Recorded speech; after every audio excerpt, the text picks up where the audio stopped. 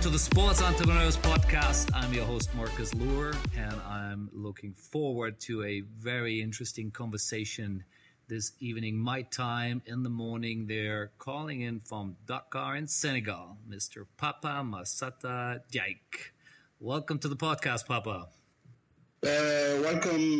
Thank you very much for hosting me, Marcus. It's a good pleasure to join your podcast group and to speak about many things with you today. Exactly, and I'm looking forward to this because we go back quite a bit, and I'd love to start there a bit to give our listeners a bit of an idea even how far we go back. Both of us met in 1993 at the World Championship of Athletics in Stuttgart, Germany. I was an intern at ISL doing some stuff with their hospitality there, doing my MBA summer break, and I believe you were already working with ISL at that time, and we'll get into that a bit more later. But just a short introduction on you, and certain folks will recognize your name, of course, but not everyone maybe. So let me just give people a quick idea here. So you are originally from Senegal, brought up and studied both in France and the United States. So I have a very, broad background there. You started off with ISL in your early days of your career, so we're going to definitely go into this. And but I would say very quickly you started off your own business then, Pamodzi Sports Consulting, and we're going to spend quite a bit in there. So you clearly are an entrepreneur in the true sense of the word. Being in this game now for 30 years and over 30 years in total, but even on your own for over 20, of course. Being an African entrepreneur, so we're going to touch on that a bit, and all this sort of things going on with maybe in the US. We'll touch a bit on that, and of course we'll talk about where is the African continent heading in the world of sports, and what are the challenges and opportunities there. So I'm really looking forward to digging into all this, but as we always do at the beginning, we just sort of start a bit warming up into how you got into the world of sports in your early days of it. Please give us an idea. First of all, I would like to say that I'm from a background of sports in my family, because I'm hailing from a family where football, athletics, table tennis, volleyball, swimming has been a main passion for our family, and three of my uncles, actually the first leader of the sports federation in football in Africa was my father's big brother, Mr. Massata Diack. He was an executive from ISL Marketing, and then he set up the first professional league at that time in 1948. In 1960, he was the president of the first Senegal Football Federations. Wow. My father has been a coach of football, has been an athlete himself. He was the long jump champion of France in the 1957 to 59. Wow. He qualified for Olympics in Rome, but unfortunately got a knee injury. And his brother also was a big coach of one of the biggest clubs called Foyer France Senegal. So it's in the family background, but I was not the big man of that family. I was just interested into it, but eventually when I finished my school, I was invited in the World Cup in Barcelona, at the IAAF World Cup, and I met President Samaranch, President Nebbiolo. I met Alan Castle from being the IAAF Vice President in charge of marketing and television, and he questioned, "Will I be interested to join into sports?" I said, "Why not?" I visited him when I was in the US for Thanksgiving. I spent in Indianapolis Thanksgiving. And then he introduced me to the people of ISL, Peter Sporgis and Craig Thompson. That was basically in the lobby of a hotel, Princesa Sofia in Barcelona, where my venture with sports started. Yeah, okay. That's in the 1990 now, right? That's how this is 30 years ago, roughly. That was 1989 exactly. Right. It was in August and September. I went to work in the IAAF headquarters for an internship with John Wrigley, Penny Belsham, and John Holt was General Secretary in Hans Crescent in London. And then in February, of 1990, I joined ISL Marketing in Lucerne in Switzerland. And that's where I eventually met you in 1993. That's right. So tell us a bit about your ISL days. I mean, I've recently had Dominic Schmidt on it, who obviously spent many years in ISL and especially in the football space, and had some great stories to share. And I know you guys actually did some work together, which maybe there's something I think you might have wanted to clarify. But where were you when you were with ISL? You were involved in the football side of the business, or which side were you working on? Actually, I was fortunate to be the only employee which was polyvalent. I started in the athletics department with Peter Sporgis and Craig Thompson. Mm-hmm. Then later went to work with Andrew Craig and Luis Caruilla in the Olympic department, with the National Olympic Program. Mm-hmm. Later on with Laurent Charapin signing up all the national Olympic committees all over the world and doing especially a project in Africa for certain Olympic committees. Then I moved to football in 1995. They were looking for somebody to send to Qatar for the FIFA Coca-Cola World Youth Championship. All right. Nobody wanted to go. At that time, nobody knew what is Qatar. It was a tiny country in the middle of nowhere.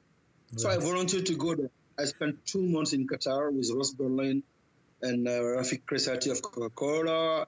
And I helped the football department set up a very successful event in Qatar for the first time. All right. And I met at that time the heir apparent of Qatar, Sheikh Ahmed bin Khalifa Al Thani.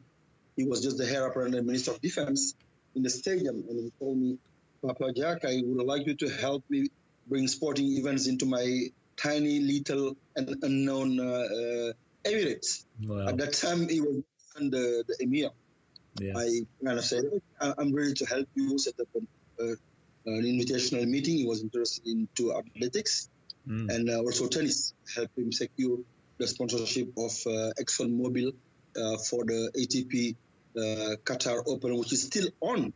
So I was a pioneer in that sense to discover Qatar as a big sporting country. And then when I did that successful event, they sent me to South Africa. South Africa was just opening up, and then Mandela became president in 1994, and they had the African Cup of Nations, which was planned in February 96 for the first time in South Africa after so many years of expulsion from the FIFA and the IOC. Mm-hmm. So that's basically how I joined ISL. So I worked athletics, Olympics, and then Sunday kind of merge all those activities and tell me, Papa, you'll be in charge of the African project. So it sounds like you obviously had in the early 90s here, being part of ISL, which many people by now have kind of worked out was an incredible organization and the most powerful probably sports agency in the world. And your job, moving around from the Middle East to Africa, obviously sounds incredible. But something obviously happened somewhere there in the 96, 97 range when you then left, ISL and set up your own company. Talk a bit about that. What triggered that, and why did you set up your own agency?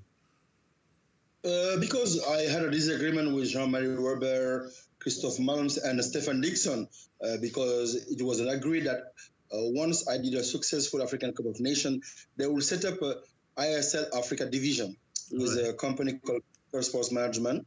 I did a feasibility study, the business plan to set up the African, because I was really a bit also lonely in Switzerland, which is really not my ideal country to live in. Very cold. People are very, very shy and things. I'm a very vibrant person, so I wanted to go back to Africa. Right. So actually, I disagreed with them on to that strategy. I had some problems also with Stefan Dixon and Dominic Schmidt because of Coca-Cola branding during the African Cup of Nations opening ceremony. So I just slammed the door of ISL and I went on my own and started Pamodzi in April 1997 with a group of South African business people at that time talking about Black Economic Empowerment Group. Mm-hmm. There was a guy called Peter Unla, the executive chairman of McCann Erickson in South Africa, Ndabasele, Solisitole, two of the Soweto prominent business people. And we set up the Pamodzi Sports Marketing in April 97. Then I became the marketing agent of South African Football Association, with the Premier Soccer League, helping the city of Johannesburg organize the African Games in 1999. Right. And also working with Nelson Mandela and the Minister of Sports, Steve Tshwete. So I was in South Africa really like a lonesome cowboy because I had such a tremendous experience in sports marketing, and South Africa was just opening up. It was a very good venture.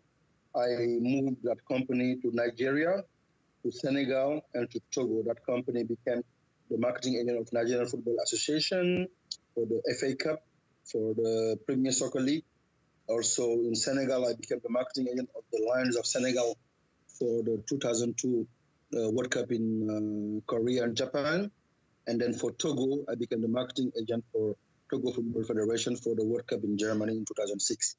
Pamodzi has now over 23 years of existence, has been doing quite well in many, many sports, going from athletics to football to judo to fencing, even to traditional wrestling. It was a traditional wrestling style. So it was a very good experience up to date. Yeah. I love it. And of course, 1997 is when TSA started too. So we have some parallels there to compare notes. That's awesome. I love it. Now, when you started, you were based at that time out of South Africa, or where was the first office? Yeah, I was based in Johannesburg. It was my headquarters. Right. Then I had an affiliate in Nigeria, then later on one in Senegal, and then later on in Togo. But after finishing all those projects, I sold my shares, my interest into those companies to my local partner in Nigeria was Mike Mwakbor. We still own is Pamodzi Sports Marketing Nigeria. Pamodzi Sports Senegal, still my company. But Togo, I also sold it to a consultant there. And then I moved back to Senegal to set up permanently in Senegal. And I've not lived overseas since then. In 2001, I became permanent resident of Senegal. Gotcha. Interesting. And so, and again, and I love that, the breadth of the sports you work with, and we'll definitely come back to that a bit later. But of course, then you also started to move into the IAAF side of it. Again, part of it comes from family there, and other things. So let's go a bit into the world of that. I think what I've seen from your list here is 2007. You became a consultant to IAAF, International Athletics Federation, for emerging markets. Was your father already the president at that time, or obviously a fairly senior official, right? No, he was president in 1999, replacing Primo Nebbiolo, who died in November 1999. Oh, right. Then he became full-time president in his own mandate in 2001 in Edmonton. Mm-hmm. And at that time, you remember ISL went bankrupt in May 2001. Yes. And FIFA and IAAF were the most exposed federations because ISL had a bank guarantee on those two federations, right, guaranteeing them a substantial amount of money. And IAAF was about to lose an income of close to $9 million per year, which was crucial for the running of the federation. Right. So my father at that time set up a working group, a task force, composed by Helmut Diegel, a professor from Stuttgart. Mm-hmm. Then Pierre Weiss, the general secretary at that time, or the director general at that time. Mm-hmm. Kim MacDonald, a British agent. Jean-Marie Weber was the defunct chairman of the board of ISL, mm-hmm. to look for a replacement for ISL. And I was brought in as an expert. I knew how sports marketing industry to set up the criteria for selecting the marketing company for IAAF, right? And who became the agency? Who I have to admit, I don't recall. Dentsu, that's right. Yeah, and Dentsu took over. That's right. Dentsu won the bid with a minimum guarantee of $93 million, mm-hmm. and they became a marketing agent. And what they did, Dentsu was a shareholder of ISL, as you know. Yes. They had 20% share of ISL. So they went to just take over the entire athletics department of ISL. Right. At that time, there was two leaders, Stefan Gruber and Christopher Horrigan. Christopher Horrigan was also working with OCA on the Asian Games. So that company became the link between the IAAF and Dentsu. And the IAAF and Dentsu, yes, being based in Europe and also with a good background of running athletics events all over the world for ISL. And that was it. So they've been partner, I think, since. But in 2000, I went back to my, after that process took about 59 days. Then they signed in September 2001. Mm-hmm. In September 2001, I became marketing agent of the Football Federation. So I left athletics. Right. I went back to football. Back to football. I left. My father obviously wanted to hire me in Monaco, which I refused because I'm an entrepreneur. I'm not a public servant. Right. I believe you have to have the mentality of public servant to work for a federation. Right. I'm not that type. Right. So I went back to Qatar. I accompanied Senegal Football Federation in their venture for the African Cup of Nations in 2002 in Mali. We went very successful, went to the final, beaten by Cameroon. Then eventually to beat France on the opening game of the World Cup. That was the best moment of my sports marketing career. Right. Okay. Being from a small, tiny country called Senegal, beating the incumbent World Cup, FIFA World Cup champion. Yes, I remember. This is 2002, right? You talk about with France being the champion, of course, in '98. Yes, bring into successful companies as sponsors. About 39 companies joined me, organizing friendly matches all over the world with Korea, Japan, with Uruguay. So we had very good venture. And then awesome. We just moved into football. I stayed 2002, 2003.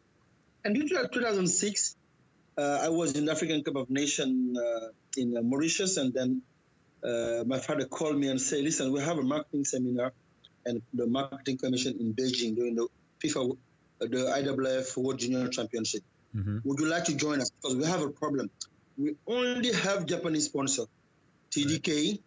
Seiko, Epson, Mizuno, TBS, and there's another company, Canon. Right. And we don't have, we have Coca-Cola, but Coca-Cola is going to finish in 2007. We really want to have your input on why Dentsu can only sell to Japan. Right. So that's what Dentsu does best. Yes, exactly. Of course, that's their stronghold. I was invited for that, and I went for the first time in China in July 2006, which was one of the emerging markets, which I was very eager to discover. Right. After 10 days, after the discussions we had there, I told them the only way you can grow your federations and the sporting property and your sports in general is you have to move to Asia. You have to move to emerging markets like Russia, like India, like China, like South Korea, like Mexico, like Turkey, like Argentina. So you have to move because IAAF is seen like you remember the Golden League between 5 European cities. Correct. Very European focus. Paris and London. So I said, you have to move from there. Europe and the participation of Europe in the Atlantic will die. Mm. And they liked my recommendation. And they didn't know that the president has a son which has expertise in sports marketing. And Dentsu staff was there. So everybody kind of said, Papa, but why don't you come and work with us? I said, listen, there's nothing, because I don't want to be called for nepotism. I want to stay in my football, but if you need me, you can call on me. You pay me my per diem, and I come in and secure a deal for you. Right. Oh, then one of the member in the marketing commission was Valentin Balanishev from Russia. He was the vice minister of sports, president of the Athletic Federation. He said to me, "Why won't you come to Russia? I can introduce you to Gazprom, to Lukoil, Rosneft, VTB, Sberbank. Come and Alrosa, the diamond company." I said, okay. Maybe around October, November, I don't have that much football match planned. I can come in and we can, have share. I went to Russia for a seminar and for discovering Russia, and eventually made some presentation for them, for asked Dentsu to join me if they want. They said to me, "Son, we're not that much into Russia. You will leave it to you to explore." And then in 2007, the IAAF offered me a consultancy agreement to help them develop this business prospect in the emerging market of Russia, India, China, South Korea, Mexico, Turkey, and most importantly also the Middle East, Qatar, because they know my relationship with the Emir of Qatar. They know that I'm a Muslim. I speak a little bit of Arabic. I went to Abu Dhabi and Dubai. So basically, that's how this venture of IAAF started as a consultant back in September 2007. And I brought them VTB Bank as a sponsor from Russia. I brought them Samsung as an electronics company. I brought them also Sinopec, a Chinese company. And later I said Qatar National Bank and Abu Dhabi Media. I brought from the emerging market 6 company, and eventually our roads came across, you and me. Yeah, in we India. did cross again in India. That's right. Just to give me a sense here on the numbers. I mean, what sort of scale are we talking about? Some of the deals you were doing here, millions. We done millions, tens of millions here. What? Yes, I brought into the IAAF close to $216 million from the emerging market between 2007 and 2015. The biggest deal was VTB, because they've been my sponsor for 8 years. Then I brought Samsung for almost $29 million. I brought in Sinopec for $21 million. And for the first time, a sponsor was ready to pay for the prize money of the World Championship in Athletics, which was a big savings for IAAF, $7 million a year per World Championship. And eventually, all the future bids had to bring in a guarantee to pay for the prize money with their own sponsor. Otherwise, they won't be hosting the World Championship. So IAAF saved close to $28 million. So basically, we discover step by step the beauty of bringing into the sports and marketing, because most of those emerging countries were hungry for sporting events, because they wanted to be among the big countries, the big players. And to be among the big players, you have to be hosting the World Cup or the Olympic Games or the World Championship in athletics or the World Championship in basketball or the World Championship in swimming. So everybody was eager to go that route, especially Qatar and Russia. And, I'm not surprised that they've been able to host the World Cup now. So that was absolutely. I love that connection there, which you mentioned earlier with Qatar. So that's basically how my all those deals were then they basically would flow through Dentsu as the agency of record, but you are as the consultant helping them to basically bring these new emerging market sponsors to them. Is that how the structure would look like, or? No, I was a consultant from 2007 to 2010 to IAAF stricto sensu, helping them. So you're working directly with IAAF, so the deals are done with IAAF, not Dentsu. Still based in Dakar. I have never been based in Monaco, Marcus, contrary to what they say. They say in the press that I've been controlling marketing. Sorry.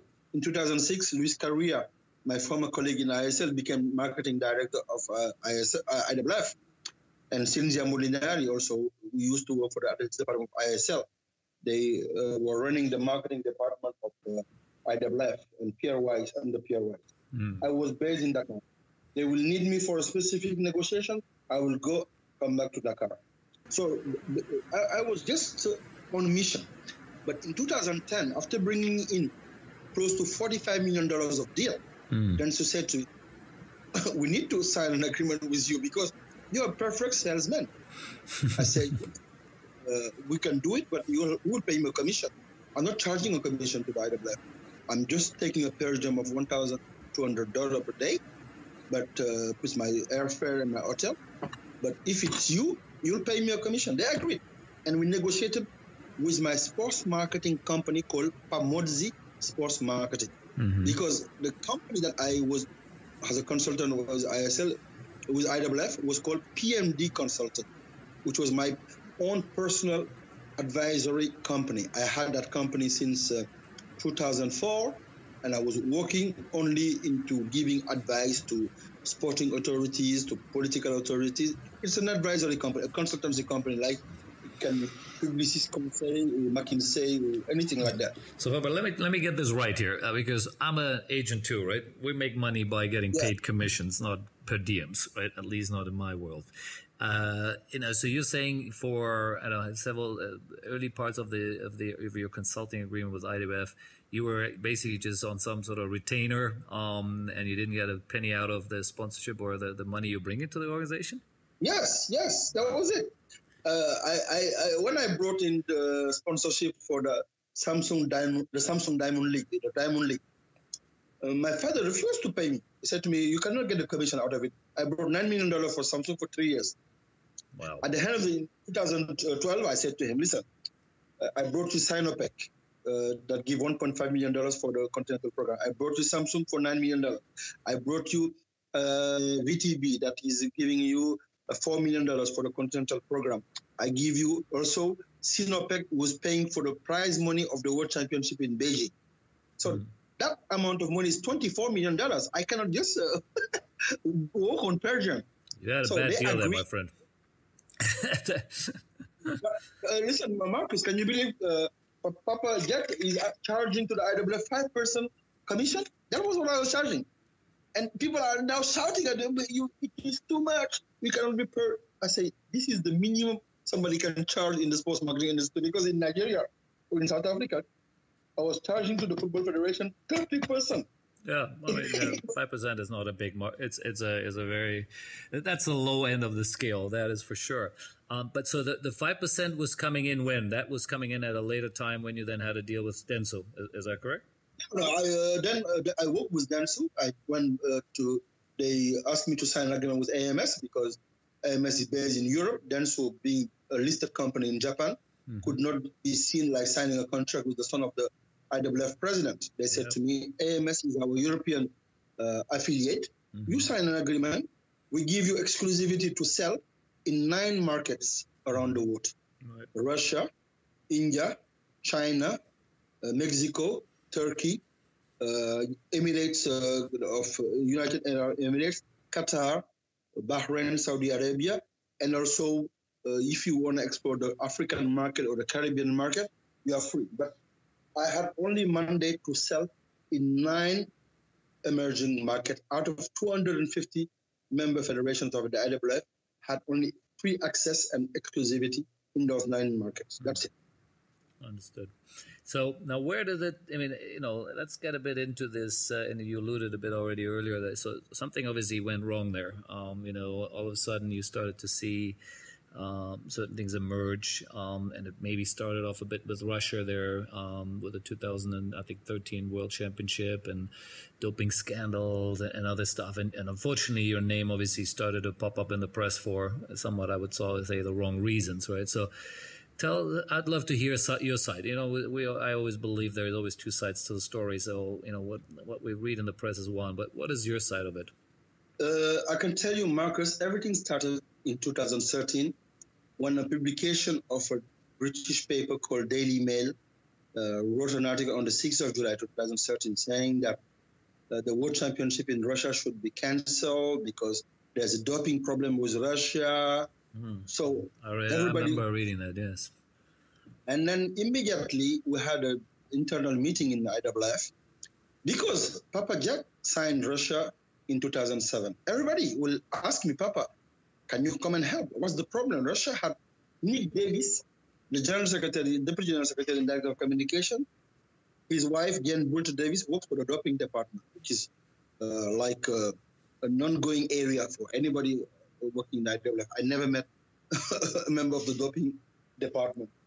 But I was told that 6 Russian athletes, or 7, were into the list of track and field athletes involved in the World Championship coming to Russia. And that will be a scandal because those athletes are targeted for doping sanctions, something like that. I was going to Russia. My father asked me to go and meet Mr. Valentin Baranishev, the president, which I know very well, because he's my business partner in Russia, because he introduced me to so many companies in Russia. He was vice minister of sports. I went to him and said to Valentin, you have a big drop. Have you seen the article of Daily Mail? You better try to fix it up, because otherwise our world championship will get a bad publicity and your ticket sales will go sour. And we tried to fix it together. That was the first time in my life, since I've been in sports marketing, that I got involved into doping matters. Because I was asked to bring some letters from Mr. Gabriel Dole and Thomas Capdevielle.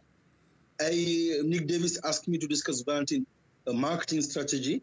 And he even recommended that we use the company of Sebastian Coe called CSM to try to calm the British press.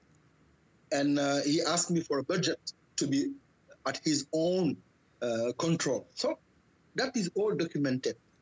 When then the matter became with the broadcast of Hans-Joachim Seppelt, so all that matter, Valentin, I tried to save him from that situation, because he was the president of the federation. He had his doping problem.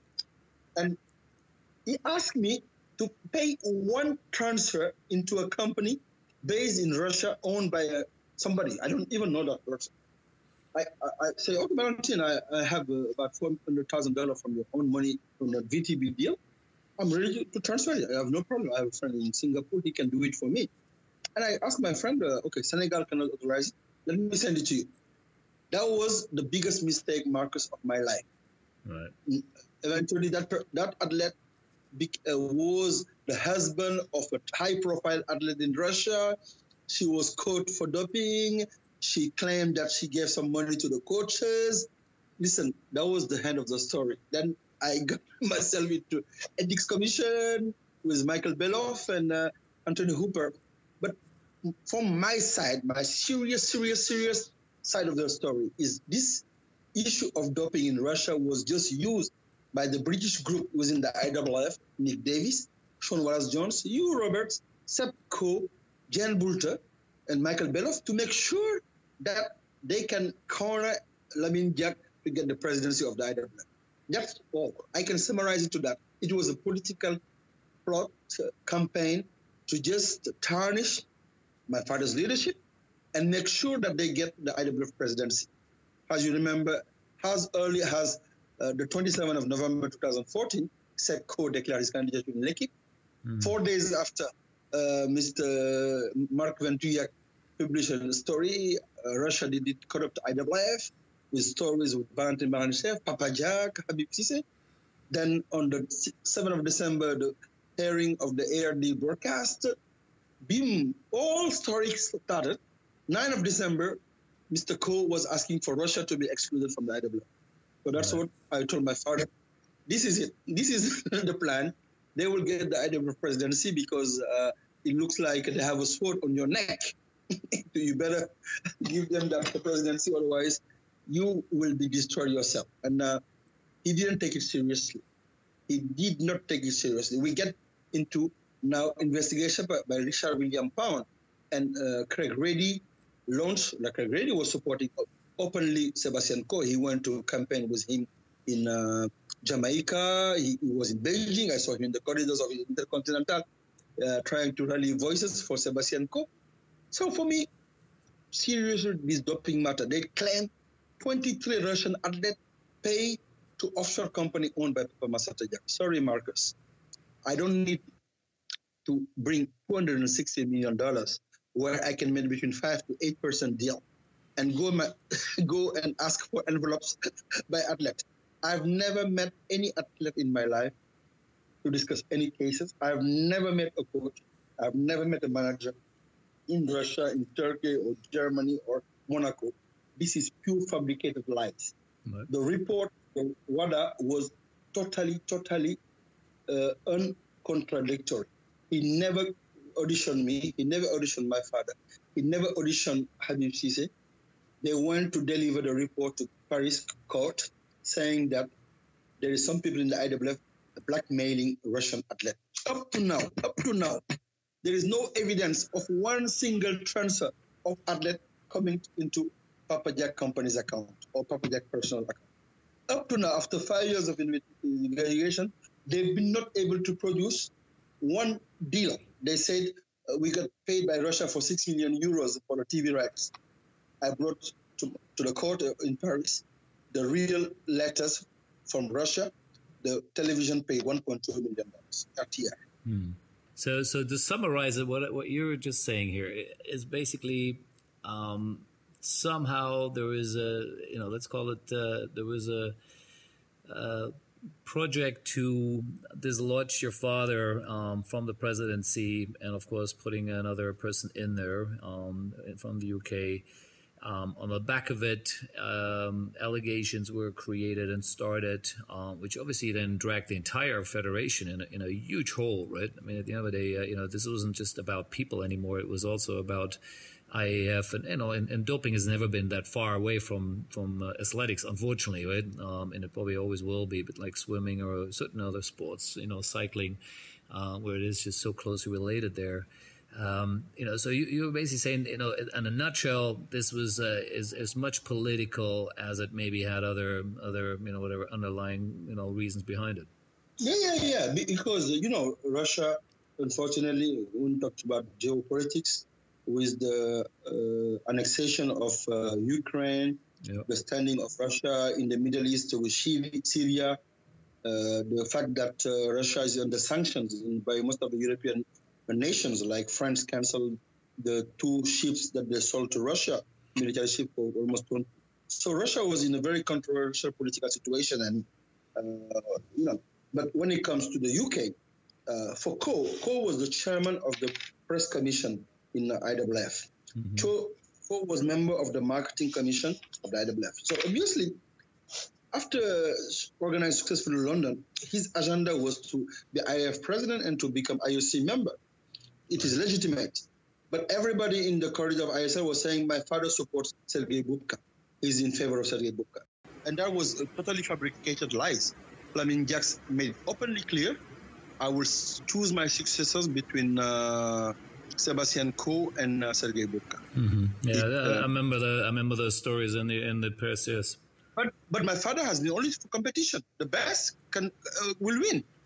But I think I told Sebastian Coe face-to-face in Shangri-La in Beijing in April 2015.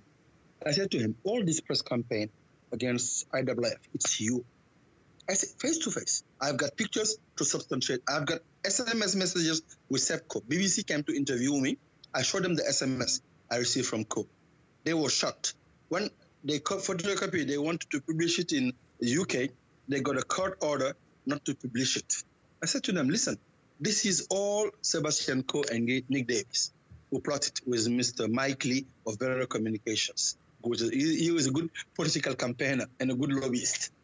But for me, it's the story. Finish. I will not enter. We'll go to the courtroom.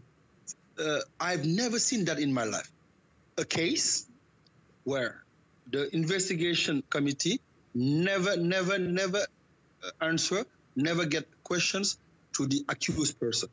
You take the case, you take it to criminal court.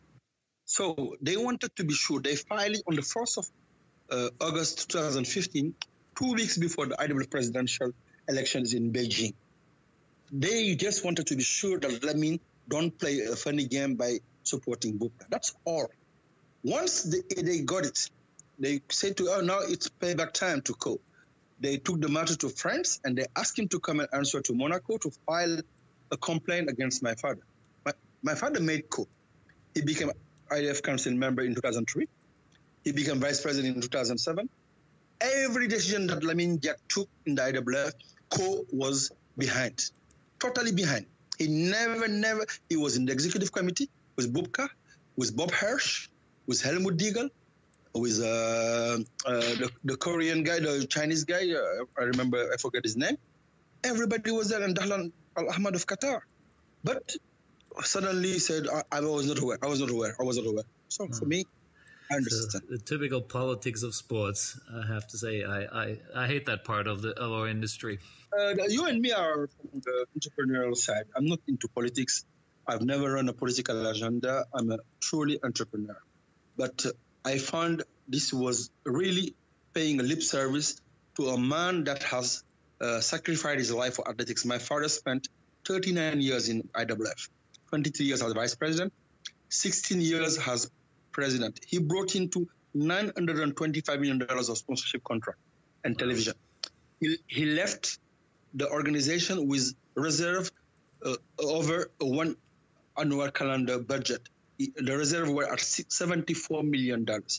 And they're telling us you receive envelope of $1.5 million from athletes. Up to now, they cannot prove it. Even in the courtroom in Paris, they are struggling. They are sweating. Now they're making all this noise, press releases and things like that, because they hire a PR agency to do the all noise. They don't have any proven fact to corner Mr. Lamin Diack. And we'll see the hand of it. Who is in a sense, the lawsuit is by who? Who is actually the accuser? Listen, Marcus. The most important part, the most funny part, the World Anti-Doping Agency set up a commission, and they say they investigate marketing contract and awarding of World Championship and Olympic Games. So it's WADA is the one who filed it. All right. Okay. Well, yeah, that's right. Yeah. Which is totally, they don't have a legal base to do it. The World Anti-Doping Code doesn't allow them to investigate any sports federation for a sports marketing contract or television contract or awarding of a championship. Yeah. The Olympic Charter doesn't catch up for that. They know. The IOC yesterday asked for €1. That's all they ask. They say, because they know that they cannot substantiate that. Now we are arriving to a situation where they put into disrepute the sports of athletics because of political campaign. IAAF lost 6 sponsors. 3 of them are mine. Coca-Cola, Toyota, Canon, and Adidas walked away. VTB walked away. Sinopec walked away. Abu Dhabi Media is walking away from last year, finished. So many sponsors walked away. Samsung walked away. Everybody, because they're working with Papa Massata Diack. They were my client. And now the marketing deal between Dentsu and IAAF during my father's presidency was $18 million per year. Now, then before leaving, Lamin was able to secure it to President Diack, secure it to $22 million per year to 2029. Now I understand with the new deal, they're going to get only $13 million from Dentsu. That's all they can get. They say, no, because of the doping scandal. I say, no, because of your stupid political campaign, because this doping matter, after claiming that 23 athletes paid to the Diack family, now they're fighting for just substantiating the case for one marathon runner called Lilia Shobukova. That's what they're now fighting for after 23. I say, but how about the 22? Where did it disappear? So it's a political game. Let's not spend our time into it. Look, I mean, that's why I let you keep talking, because I'm just fascinated by it, and it's sad to hear, of course. But I want to move on because there's plenty of other really interesting topics I want to talk to you about. But just a quick one, because I've seen some images recently of your father. Obviously, he's getting older. How is he? Maybe just a quick update there from your side, because he is still in France, right? I believe, or In France, the court case is still on. It's going to be the last day today. And then maybe in a couple of weeks, we'll get the court's decision. And I think it's a long process, appeal court or court of cassation. But he's okay. He understands now what happened to him. He is, very religious man, as you know. He's good. He believes in God, and he believes into his destiny, that he was meant to be his destiny. It's very sad after 39 years, after doing so much work, after universalizing the sports of athletics, bringing the world championship into all big markets around the world, India, China, Korea, and then the Caribbean. We had the world relays in Bahamas. Bahamas walked away from that. They wanted to host it for 10 years. So many countries, Japan canceled the world championship in 2019. They gave it to Qatar. So I think they really put the sport of athletics in disrepute. And it's always the British press, Daily Mail, Guardian, Independent. In 2010, there was an article from Mr. Neil Wilson in March 2010 saying that after my father's presidency, the athletics, IAAF athletics, will be in bankruptcy. That's basically the title of the article, with a big picture of Sebastian Coe. My father, when he saw it, he said, "Seb Coe, why would you be claiming that IAAF will be bankruptcy? I will leave you." When I joined the IAAF, the TV rights for the Olympic Games, our share of revenue in the Olympic Games was $9 million. I brought it to $45 million in London. Right. So how can you believe that the sport of athletics will be in bankruptcy?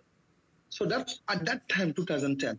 So the media attacks have been always the case, and coming from one country, either British or Germany. So that was Mr. Joachim Seppelt, I'm sure, was working very closely with WADA because one of the investigators is a German guy called Günther Junger from the police in Munich. So I think, for me, the case is finished. We will pass on to something else, but definitely. For the sports, Let's move. Yeah, and I mean, I think this was great, and I'm almost certain everyone who's listening, here's your side of it, and I think that's important. People do need to hear this, but I do, like as I said earlier, I want to. There's a few other really interesting elements I wanted to touch on, and let's get in there now. And it's sort of, you're an African entrepreneur, born, grew up there, but you also, spend, most of your life or many parts of your life traveling around the world. And if you look at what's happening in the U.S. right now with the racial tensions there and everything else, I'd love you to talk a bit about that. What did you encounter in your own world, and how did you deal with it before we go into the world of sports in Africa going forward? For me personally, when I was 17, I was sent for boarding school in Europe. Mm-hmm. It was not an easy process. In 1982, being in that vineyard region of France called Burgundy. Mm-hmm. That's where I landed. Right. And I was there for 2 years. So that was a very challenging time for me because most of the people there never used to see a black man. Right. But funny enough, I was like adopted. I was the flavor of the city sometimes. They would invite me for big dinners in their home to try to discover my culture, my background, my education. For me, that was a way of opening up, and that really helped me to do a sports career. I went to ISL in 1990. I was in the U.S. in San Diego. I was in Bridgeport, Connecticut, University of Hartford, and I had the pleasure to travel the world. I never suffered from racism, except these last few days, a few years, what I've heard from us after spending an international career. I was fortunate to live with Nelson Mandela in 1995 at the final game of the Rugby World Cup in the stadium, South Africa. Mm-hmm. Marcus, when I saw Mandela coming in with the Springbok jersey, with the Springbok cup, with the Protea sign onto it, for me, racism was gone. For me at that time. Right. And you can see in the. So what I'm seeing now with the racial tension in the US, I think it's all have to deal with economic situation. When the economic situation are tense, people have a tendency of everybody going back to his community, protect his own bottom line. Mm-hmm. And that's unfortunately the case in the US. They focus so much onto not growing a society with culture, with education. Everybody deal with money, economic issues. Right. When money is scarce, the situation is always scarce. When there's money is flowing, the job rate is low, you won't hear anybody. But with now this COVID situation going on, with the economic situation now, 23 million or almost 30 million of USA people lost their jobs. Yes. You definitely have to face all kinds of situations. This is the kind of situation in France, in Italy, when an Italian or a French guy loses his job, he says it's because of the migrants. too much migrants are coming to Africa, from Africa and from the Middle East. That's why we're losing our job. So these identity issues are all dealing with the matter of economic matter. So me, I'm a very tolerant person. I face some difficult situations sometimes, but I always overcome it. There is the same blood, all our body. We have the same reflex, the same passion, and I think we have to just try to do like Nelson Mandela. He's my best teacher. When I saw him forgiving people that put him in jail for 27 years, for me, I can forgive anybody. I have no clue. You saw me in ISL. I was in good terms with everybody. I was inviting people at my home. I was cooking Senegalese dish for the poulet yassa for everybody. I was in good terms with everybody. I'll go out. I'm a Muslim. People will bring their wine or beer or gin or tonic or whiskey. I'll take my Coca-Cola. No problem. Yeah, I like your metaphor and your learning from Nelson Mandela. I think that's awesome. I think that's a really nice way to frame it. Like you said, how long he was in prison. Let's forget the past. Let's talk about the slavery. Let's forget it, because if you look at the past, when you are walking and you are looking at your back, you will fall. You should be walking, looking up in front of you, ahead of you. You don't look at me. I don't look at my this small glass in my car. I just look up front. That's how life. And after all, for example, what happened in IAAF, I'm ready to forgive everything. Move on. I want things in football, in fencing, in tennis, in Formula One. I don't care.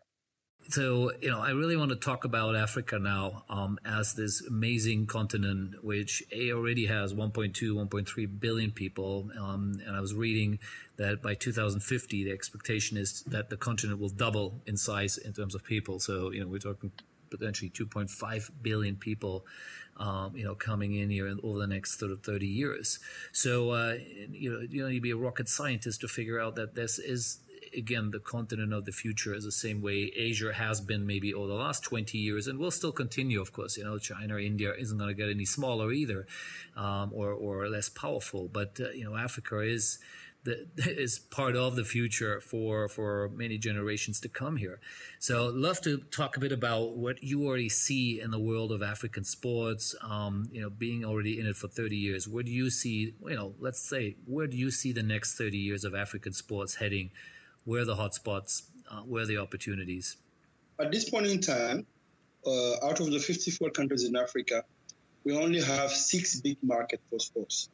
One being South Africa, the second being Egypt, the third being Morocco, the fourth being Nigeria, fifth Kenya, and then a vibrant country in the sports industry is Ivory Coast. Okay. So we still really don't have a very competitive market. Like example, in terms of television broadcast, we have 2 main broadcasters, beIN Sports and Mnet Super Sports South Africa. Right. They are the ones that are able to buy the rights. So African sports has, in terms of participation, a very good potential, because out of these 1.6 billion people, the 65% are under 30 years old. Yeah, it's a very young population. And that is the dynamic of Africa, contrary to Europe or Asia. The population in Europe and Asia is aging. Yes. While in Africa, we're getting, in South America, Caribbean, we're getting very young people. So now the federations have to develop sporting properties by targeting what we need. But we need to have sports very developed in schools programs. That's what we need to focus. And FIFA, IAAF, or IOC should really work with the African Sports Federation to help nurture the talents we have in the schools. Then we can be like the NCAA in the US. We have very good potential in basketball. You see now a lot of African players in NBA. We have good potential in athletics. We have good potential in football. But we have good potential in martial arts, taekwondo. Now a lot of Olympic champions are from Africa. So we just need to get organized, by developing from the government side good infrastructures and hiring very experienced coach. And I think we had a program in the 70s with Germany to bring into coaches in handball, basketball, football. We used to have the Bundesliga on Saturday TV networks in Africa. Africa was very vibrant then. At this point in time, the future is here. We have everything to do in terms of we have everything to do in terms of sporting event. We just need to get ready.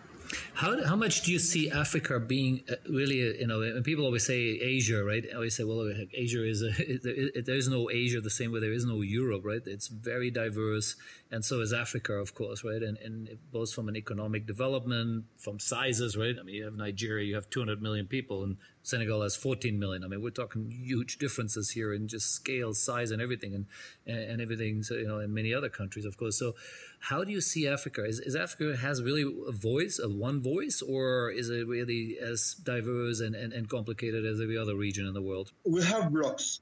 In Western Africa, we had what we call ECOWAS. Mm-hmm. In Eastern Africa, they have their own economic entity. In Southern Africa, they have what they call the COSAFA. So Africa is divided in 5 blocks. Okay. You have the northern blocks, the Arab countries, right. Egypt, Libya, Tunisia, Algeria, and Morocco. Then you have what we call West Africa, 16 countries. Then you have 8 countries in East Africa, with Kenya, Tanzania, Uganda, and all that, Eritrea, Ethiopia. Then you have the Central African region, which is Cameroon, Gabon, Equatorial Guinea, Sao Tome and Principe. So Africa can only work in regional blocks because traveling in Africa, Marcus, is the biggest nightmare. You want to join Nigeria. You want to go to Nigeria. Sometimes you have to go to London to come back to Nigeria. Okay. Nigerian, but because of the scarcity of regional airlines. Right. So that's the biggest challenge. We have a problem of travel, and we have a problem of infrastructure, roads. Now that's the big challenge. That's why we're borrowing a lot of money from China to build the infrastructure. Without infrastructure, we cannot develop our continent. Stadium building for sports, for example. The government are now spending millions to refurbish the stadium that Germany and China built in the 70s and 80s. Mm. We have stadiums that are 40 years old. So we need to scrap them and try to develop new stadium at the norm of if you want to host FIFA events or IOC. Senegal will be hosting in 2022 the Youth Olympic Games. So we're going to be spending 22, right?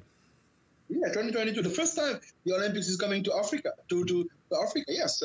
Senegal will be the pioneer of hosting an Olympics in Africa. So this is the Youth Olympics in your country. I love it. Yeah, Lamine Diack, Kebambe, we had big leaders in sports federation. I hope I get an invitation there. Oh no, definitely. You are already extended because we are going to have 32 sports on display in Senegal. And that will be played around the coast in Saly, Diamniadio, and Dakar, in 3 host cities. So that's basically the future of Africa. As an entrepreneur, I believe very much sports industry can grow, but we need to get it more competitive. We need to get more TV broadcasters to buy into rights, which is not the case right now. Right now, the market limited to 4 big players. When it comes to sponsorship, African companies can sponsor, but you have to really sweat. Most of the time, they have to get a decision from a government official that will give the instruction to support one sport or one club. That's the problem. Most of the time, it's called like a philanthropy or mecena. But I've been able to prove with my venture in Pamodzi in 5 countries that sports is an industry. I've worked with many governments. Now, most of them understand what is sponsorship, what is TV rights, what is TV broadcast of a sporting event. And the clubs are becoming more and more professional. Now, there is 34 clubs in Africa that are up to European standards, but we have over 3,000 clubs. But 34 are really up to the European standard at this point in time. So we still have a long road. There's a margin of maneuver for growth in Africa. I got 2 questions there for you, Papa. One is Of course, talk a bit about what are the big sports in the continent. Football is the obvious, and obviously you guys are producing amazing footballers from who are playing all over the world. But what would you be considering the second biggest sport in the continent or in general? What is really what people are following? Basketball. Basketball. Okay, so football is the obvious number one. Basketball number two. The NBA is launching the Basketball Africa League. Are you aware of that? I think I read it. Yes, I did. I think I remember reading about it. Yes. The vice president of NBA is a Senegalese guy called Gallo Fall. He's from Senegal also. He used to be an NBA player. He's going to be running it from South Africa. They're going to be in 5 African countries. They built basketball arenas. The NBA is launching a Basketball Africa. Right. Yeah, I do remember reading that. It's fairly recent, right? It's not that long ago when they announced it, right? Yeah. It was delayed because of the COVID-19 pandemic. That's right. All the mechanisms are ready. The sponsors are ready. The broadcast, everything is arranged for launching a basketball. Then number 3, potentially we can be very, very, very, very big in martial arts, taekwondo, karate, judo. Have a very big potential. Yeah, we have Olympic champions now. And fencing also can be good. Wrestling can be good. Cycling very popular. Cycling is very popular now. Okay. Swimming also very. And with these sports you're listing here, this is sort of you're looking at from a Pan-African point of view, not necessarily Senegal point of view, right? No. Pan-African. Right, okay. Listen, interesting. Marcus, out of 54 African countries, Papa Jack has been into 42. I can talk about Africa. Yeah, I know you can. That's why I just want to make sure our listeners also. Yes. That's why I wanted to double check that. So I lived personally in 19 African countries. Yeah, because cycling and what you said, some of the martial arts forms, wrestling. I have to admit, it would never be sports I would sort of associate Africa with. So that's why I'm just double checking. That sounds interesting. That's cool. It's very popular, Marcus. Very, very popular. Right. Especially cycling these days. All the big countries or big cities big countries are organizing their like the Tour de France. Burkina Faso, Ivory Coast, Morocco, Algeria. Everybody is into it now, and it's becoming very, very popular with live television broadcasts, special programs, cities promotion. We have a young population, so that's the advantage of it, and most of the kids are into it. But we have to be careful. We have to be careful with esports and gaming. Yeah, most of the kids ask about that, right? So where do you see that heading? No, but that's our biggest competition. That's why the sports federations and the government have to wake up. Otherwise, all our kids will be just on esports and gaming. And the YouTubing, they are into Netflix. I believe Netflix, YouTube, all these companies have a big future into Africa if they because they can come into the content of sports content to try to drag into a lot of audience from the youth population. Because all my kids, my 7 years old daughter, she has her own YouTube channel, her own, wow. Everybody is into antique new technology. So how big is esports already? If you compare, traditional sports to esports, how big do you see them already? Not that big. Only on 5 to 6 markets, which are where those that have internet big market, which have good connection. All right, okay. So that's part of it. Of course, the infrastructure still has to be developed. But the flavor is all over. Everybody is into it gradually. Yeah. Interesting. Now, another question I was going to ask you is, when I came here to Asia, 25 years ago, I've always said, Asia from a sports marketing point of view was sort of 10, 15 years behind the Western world, right? And obviously they've caught up in many levels, but it's clearly not anywhere near as sophisticated and well put together as Europe or US or Australia, which are, way ahead still. How far, if you now use that as a comparison, would you put Africa? Where is Africa? How many years is it 10, 20 years behind of the Western world? Where do you see it? I'll say 10 years behind the Western world. Because, most of the young populations, like people like me, who lived in Europe, our fathers, only few of them went to Europe. But our generation, anything below 45 years old, most of us have spent at least 15 years to Europe. And when we came here, we set up our companies like in Europe. We have the European standards in our houses, the housing. But when it comes to TV production, we're still far behind, maybe 20 years behind Europe. When it comes to even organization, we still don't have the mechanism of Wimbledon or Roland Garros or UEFA Champions League match.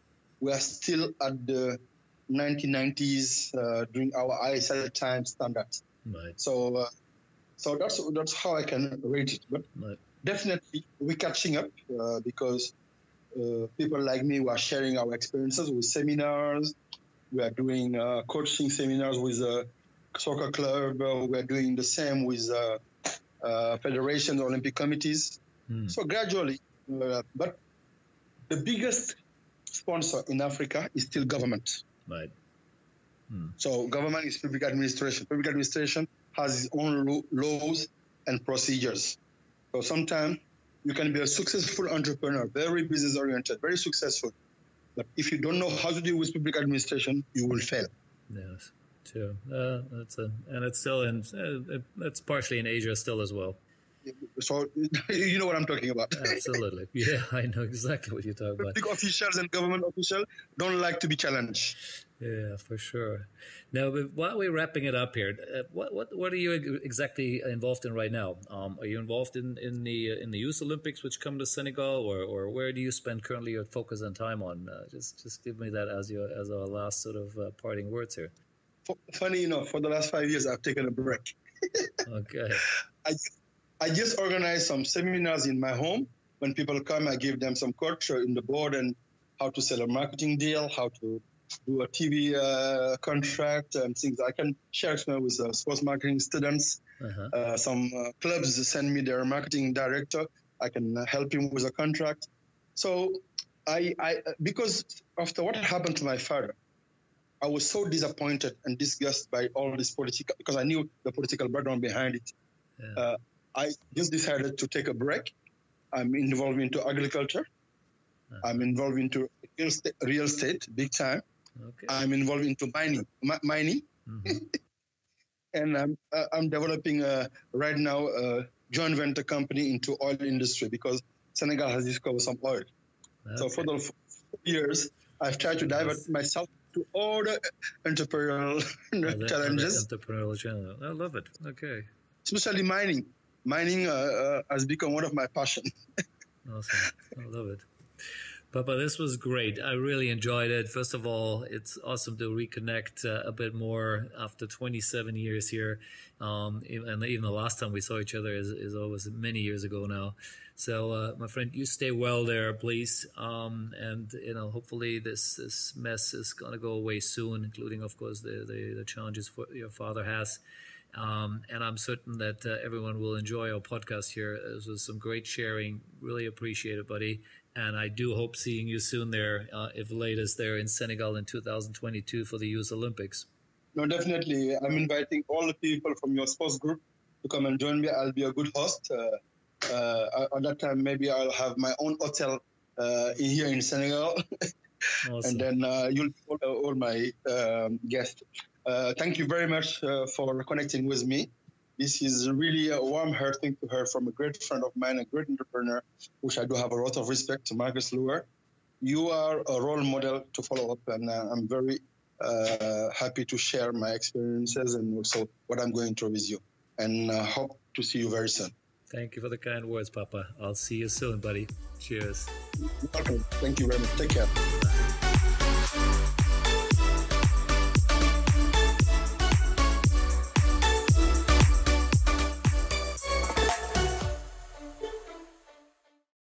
The Sports Entrepreneurs by Marcus Luer podcasts are a collection of interviews and stories. All content in this podcast is the copyright of Marcus Luer. Reproduction and distribution of the presentation without written permission of the owner is prohibited. All rights reserved.